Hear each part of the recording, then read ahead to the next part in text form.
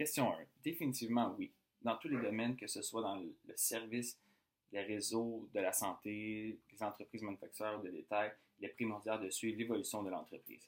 Par exemple, pour être efficace dans une entreprise, on doit savoir la direction d'une demande pour mettre nos efforts sur la bonne action et un système informatique dans lequel nous entrons les données relatives de la compagnie qui permettra de prendre les meilleures décisions et optimiser l'efficacité.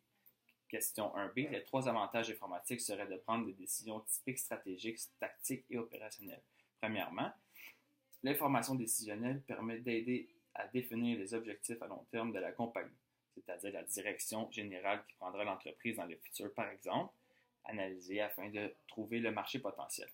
Deuxièmement, l'informatique décisionnelle permet de prendre des décisions tactiques, par exemple, sur qu'un produit capitalisera l'entreprise afin d'augmenter les produits. Sur quel produit, en fait. Troisièmement, le dernier avantage de l'informatique décisionnelle pour un dirigeant est de prendre des décisions à court terme, qu'on appelle aussi opérationnelles. Ces décisions peuvent être du type quelle machinerie acheter pour avoir plus d'efficacité.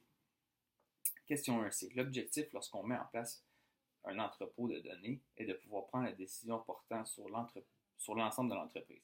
Donc, la totalité des données de l'entreprise, que ce soit les clients, les marges, les revenus ou même les fournisseurs, doivent logiquement se retrouver dans ces entrepôts. La sécurité devient donc primordiale. Lorsque nous parlons de sécurité, ce n'est pas uniquement de pas se faire hacker, car quelqu'un aurait accès à toutes les données de l'entreprise, mais aussi c'est de mettre en place des éléments de sécurité afin de ne pas perdre de données. Par exemple, plusieurs entreprises vont mettre en place des systèmes permettant la redondance de données, c'est-à-dire s'il y a un désastre, les données ne seront pas perdues. Le dernier point de sécurité intéressant à mentionner est la sécurité à l'interne, c'est-à-dire que nous ne voulons pas que tous les employés aient accès à toutes les données pour des raisons évidentes. Question 1D. Pour le rôle DTI, module 1, le logiciel SAP est un ERP, c'est-à-dire Enterprise Resource Planning. Cela fait en sorte qu'à même une seule et unique PGI, il nous était possible de rassembler tout type d'informations, que ce soit financière ou de distribution. N'ayant pas eu de ERP, chacune de ces informations aurait été consignée dans un différent logiciel et donc par la prise de décision aurait été non seulement beaucoup plus lente, mais de plus, le risque d'erreur aurait été présent. Module 2. Notre tableau de bord suivait le processus de SAP, c'est-à-dire les commandes, les ventes, les achats. Le fait que SAP suivait des processus d'affaires bien établis, augmentait l'efficacité, mais aussi permettait à tous les membres de l'équipe de réaliser de façon identique chacune des activités qui arrivent suivait le même processus. On peut donc dire qu'une entreprise ayant en place des processus modélisés et optimisés est non seulement plus efficace, mais potentiellement plus concurrentielle. Module 3. Les bases de données SAP est ce qui nous a permis de bâtir notre tableau de bord. En effet, chacune des informations que nous avions besoin, comme par exemple le nombre de produits en inventaire, les produits vendus par région, ou encore les prix pour chacun des produits étaient contenus chacun dans une table différente.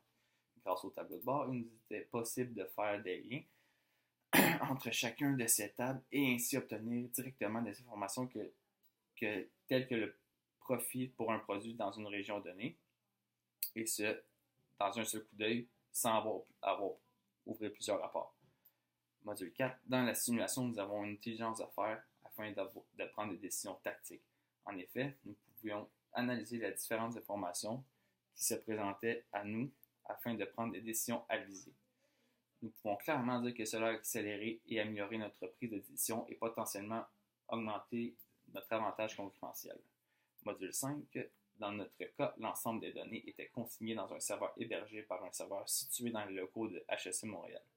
Grâce à notre numéro d'équipe, il nous était possible d'accéder directement aux informations reliées à ce numéro et donc avoir les informations pertinentes pour l'équipe.